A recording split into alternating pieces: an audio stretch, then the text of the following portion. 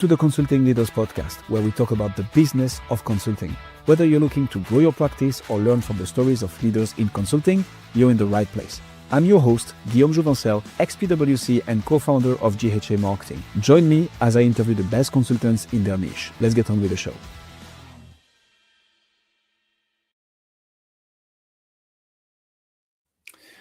Lida, welcome to Consulting Leaders. Happy to have you. Thank you. Thank you very much. I'm excited to be part of this. So thank you for inviting me. My pleasure. How does one become a CEO whisperer? What's the story here? Part of it is living the life as a CEO. So I was part of a startup many years ago that the company I was with for 19 years. I actually started as an application developer and worked my way up to the CEO position. We grew that business from fairly small to over $100 million. We had 11 locations in 4 different countries. And so I kind of lived that life as a CEO. Most of the time I was running operations, then went into CFO and then became the leader. And I really recognized how lonely that can be in that position. You know, the old adage is as lonely at the top as couldn't be any more true when you take on that role. And so I found for myself that I needed a CEO whisperer, but I was really challenged to find someone. I had individuals that came to me with what I call the cookie cutter approach, which I had needed to follow their systems exactly the way that they had them laid out. Or I had others that wanted to come in and sit next to me at the table with our board. And as a female CEO, that's the last thing I needed was someone sitting here kind of taking credit for what I was trying to do as a leader. So I decided when I left, I was going to be that role. I was going to work out there and do that. And so I remain behind the scenes helping business owners and CEOs achieve what they need to achieve or want to achieve with their businesses. I like that. It's funny because we have a client who is actually on LinkedIn. He calls himself the CEO whisperer as well. So I'm curious to find out the differences between you two. What's the problem that you solve now, Linda? What is it that you're helping people achieve? Well, I think first of all, it's helping them identify what it is they want. What are they wanting to achieve from their business? What are they wanting to achieve from financially? What are they trying to achieve personally? All of those things get tied in together when you're running a company or owning a company. Most of the time I'm working with the business owner themselves. And so it's advising them on, let's figure out where you want to go. And then let's start to build the roadmap on how you get there.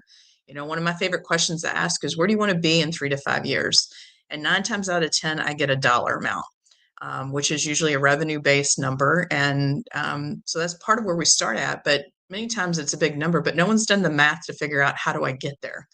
And so I wanted to triple the size of my company in the next 3 years. That's awesome. My next question is, well, what's the plan? And a lot of times is we're going to double down on our sales or we're going to do this or that, but it's not a clear strategic roadmap. A lot of times what I compare it to is going on a trip. So you go on a trip, you want to plan where is it you want to go, who you want to take, what do you need to take on that trip, what are the conditions by which you travel. And as an example, let's say I want to take my family on a trip to Europe and I want to go visit 5 countries. I'm only there for 7 days. I want luxury accommodations. I want to travel on a train part of that time. I want to eat at all 5-star restaurants. And by the way, I'm taking 2 young men with me, 18 and 20, and I want it to be a harmonious trip. Oh, and one more thing. I only have about $8,000 to spend on this trip. Now, most people listening to that go, well, there's no way in heck you're going to make that happen. But in business, that's what we do. We build these dreams of these trips and what we're going to achieve when we get there, but we've not done the practicality of, is this really realistic? And what can I achieve? And what are the areas I'm willing to give up? What are the areas that I want to double down on? I like that a lot. Starting with the goal in mind. That said, I'm sure there is one thing that you've done again and again and again for the CEOs, which is also why the CEOs would come to you in the first place now. Unless you correct me if I'm wrong. Okay. And I understand that this is going to depend on the goal, and then you're going to build a way to get there and potentially help them get there. Is there something in particular that you help CEOs with? Yes, one of the things I focus on is one, understanding their financials.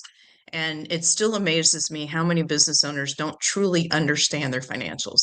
They know they have revenues and they know they have money in the bank and they know they work with their accountant at the end of the year to reduce their taxes as much as they possibly can.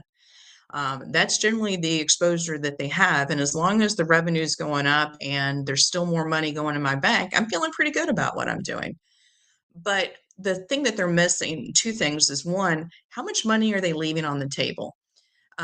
First thing, how much revenue are they potentially leaving on the table because they're looking at what do I need to do going forward? They spend a lot of time focused on acquiring new customers versus how do I just add revenue to my existing customers, and or how do I win back customers that I used to have that could actually accelerate my growth quite significantly.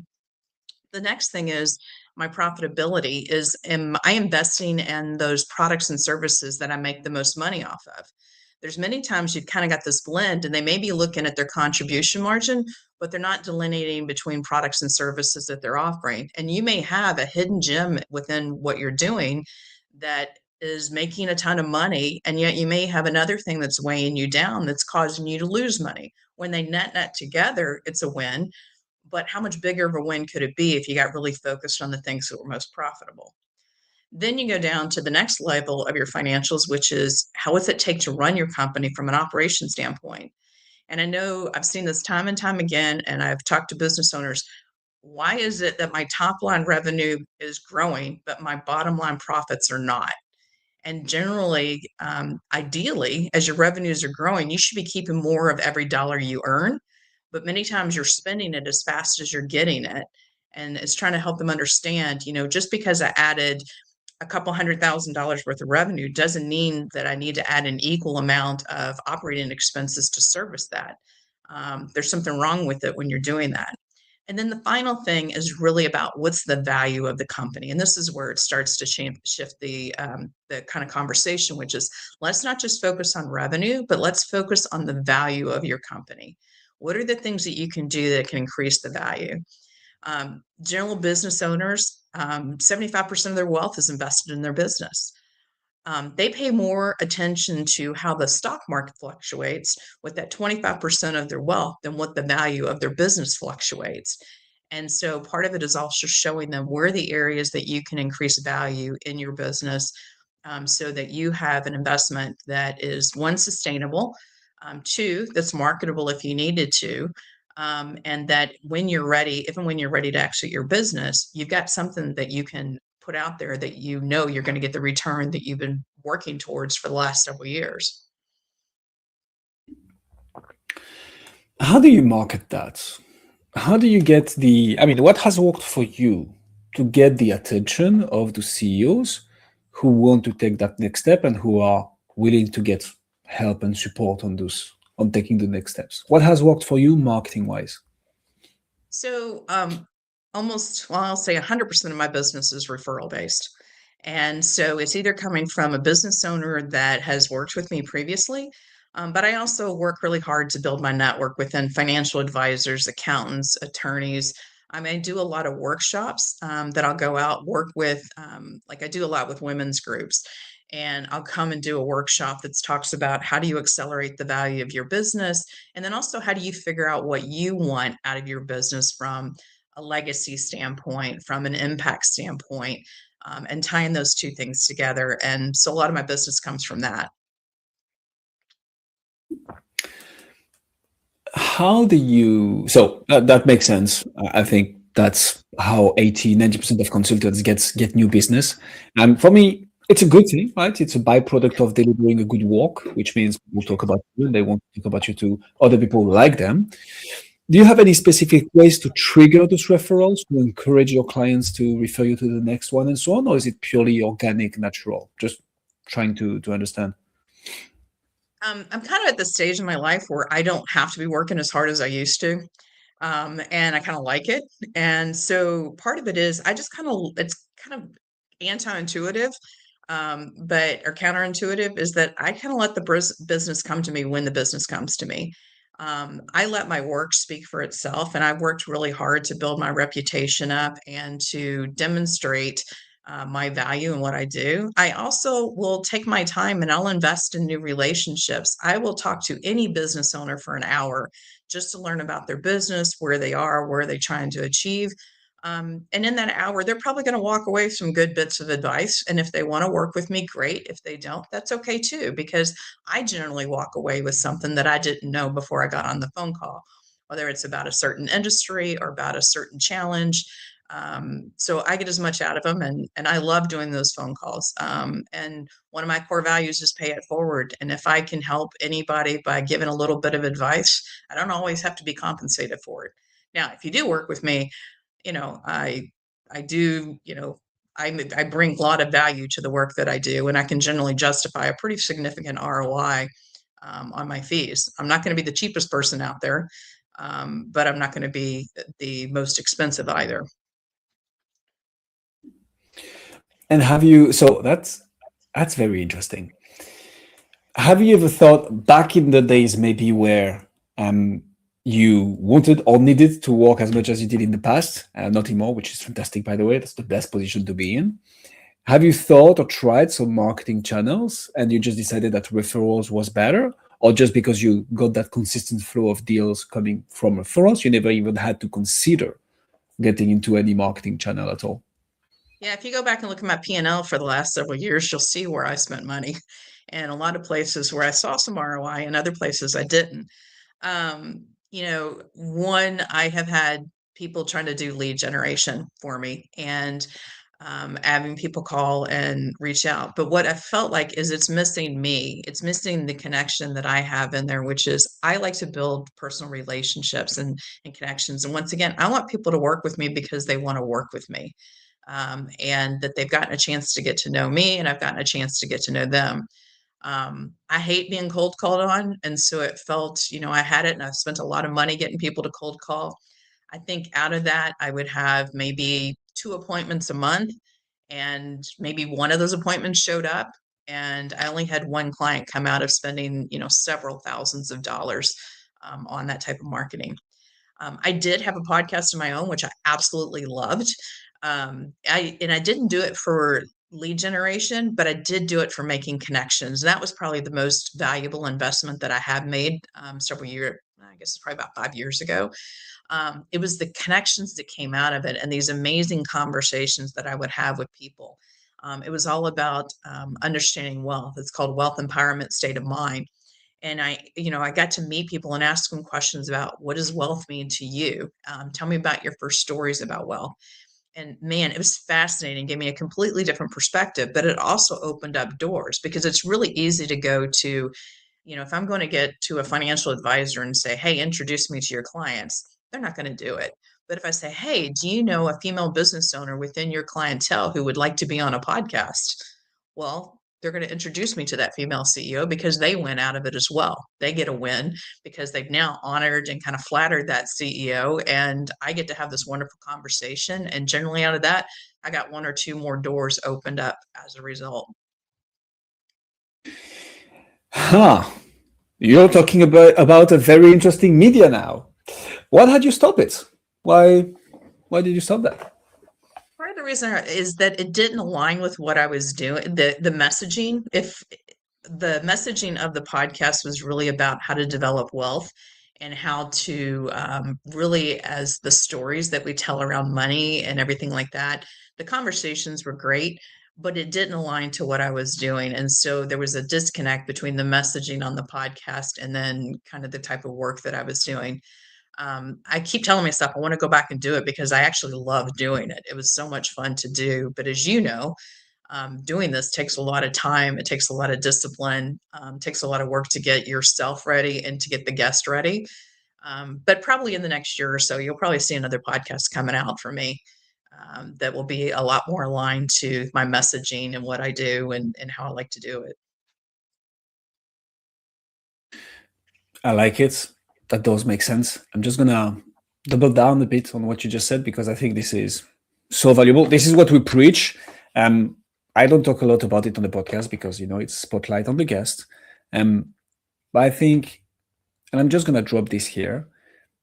For anybody listening right now who's struggling to get into the rooms with people in their industry. And that's, people who fit who they are trying to target as clients, but also industry leaders, influencers, and big time people in companies parallel to theirs. People underestimate how to phrase this. People are amazed at how easy it is to open certain doors when you have a podcast versus when you don't. Yeah. And we have to bear in mind that, especially people of your caliber, right, Linda, when you're trying to get the attention of a CEO, of a Fortune 500 CMO, of a head of practice or head of business units, managing director, whatever it is, everybody wants a hold of those people because they are the decision makers. They are where the money is, and they receive tons of outreach. Tons of people try to get their attention, their time, and hey, do you have time for coffee? Have you thought about your next software, whatsoever? This is something they see each and every day. When you position yourself as in, hey, I have some value for you, and I'm going to make it easy, as in, hey, I have a podcast that only interviews people like you, and I'd love to have a conversation with you. And you need a bit of social proof, right? So you need to have had people like them in the past. That's usually the crux of it. But once you have that, you're going to open doors that you never, ever imagined you could with a podcast. So love that you had that for yourself. Talk to me a bit more about, so not necessarily from the podcast, now from the referrals, but podcasts as well.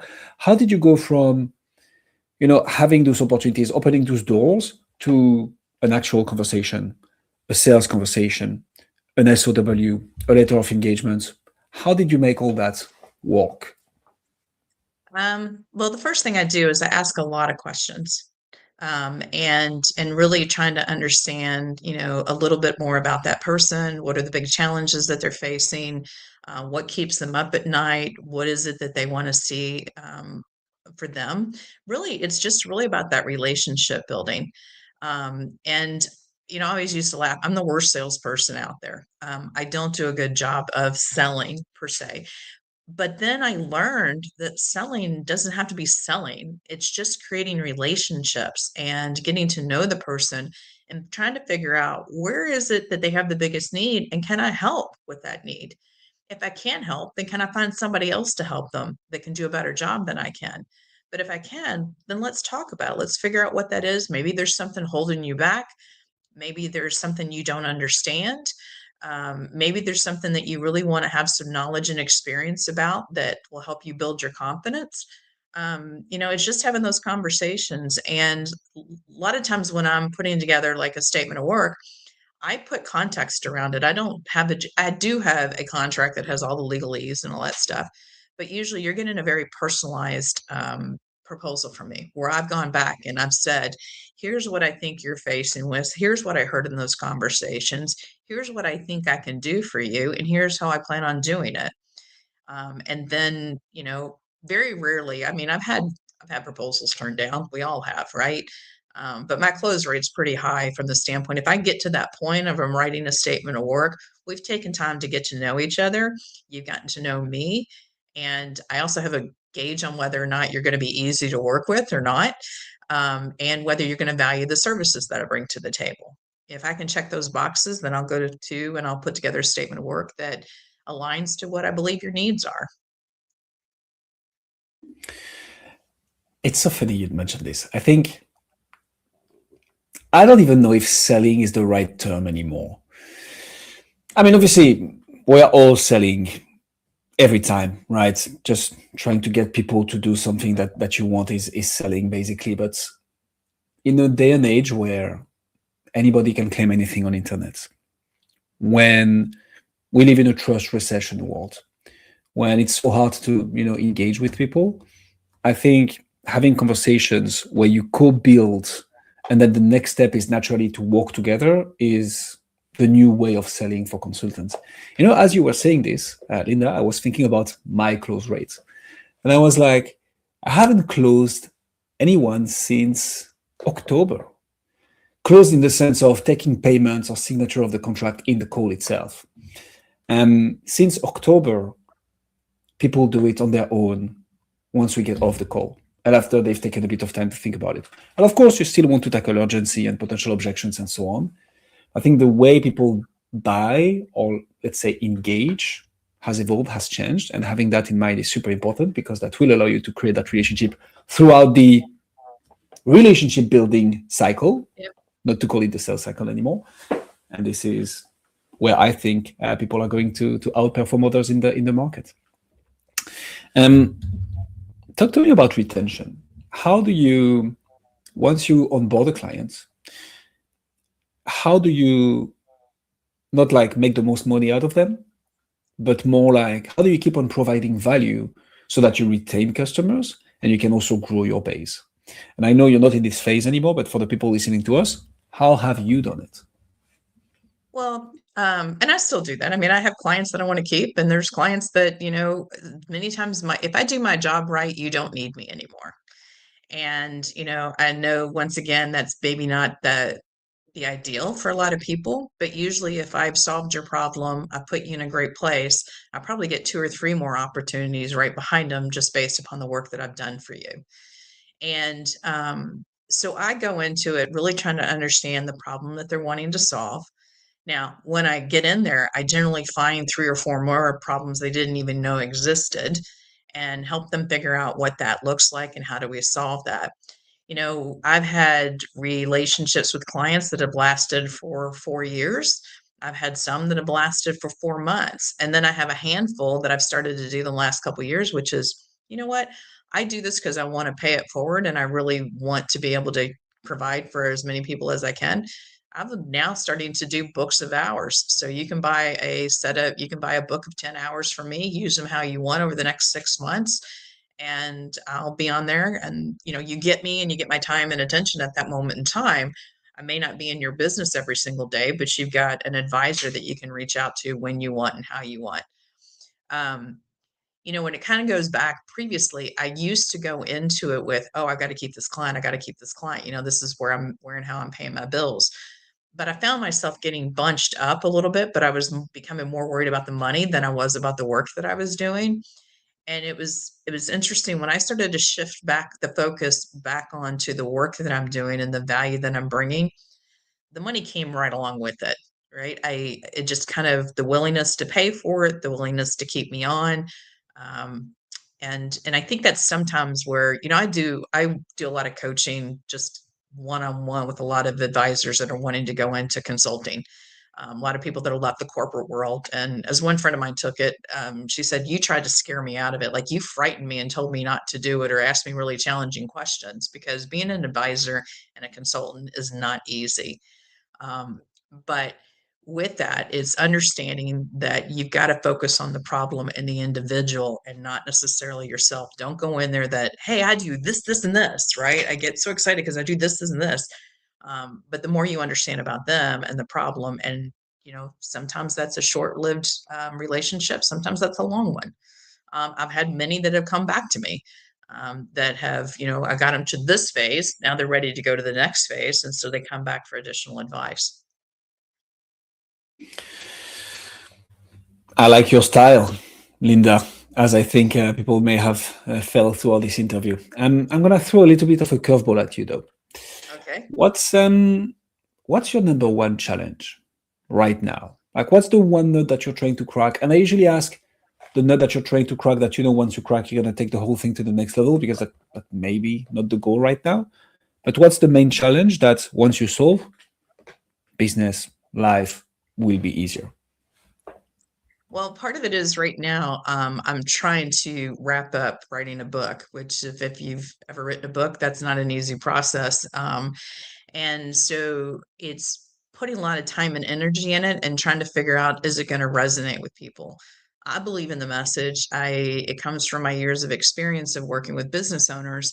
But there's that fear of putting yourself out there. It's a little bit different stage when you're going out there with a book and trying to promote it and sell it. And, one of the things I'd like to be able to do is I've done a lot of professional speaking, but I want to do more.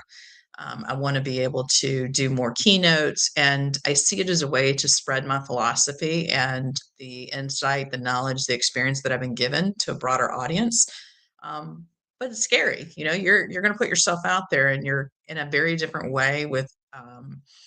And it's like you want to succeed. You don't want it to be an embarrassment. So that's probably my biggest challenge right now, which is how do I take this this idea, this concept, turn it into a book, and then turn that book into a much bigger message out there in the marketplace. Linda, ladies and gentlemen. Linda, if people want to find out more about you, see what you do, where should they go? So I'm on LinkedIn. It's Linda Ruffenach, Ruffenach. That's probably the easiest way to reach out to me. Also, if you want to set up a time to speak, I've made it really easy. Consultlinda.com. You can go and find time on my calendar. And like I said, I'm more than happy to sit down and spend time with any business owner that just wants to talk about their business. And if I can help, great. If I can't, I'll try to find somebody who can.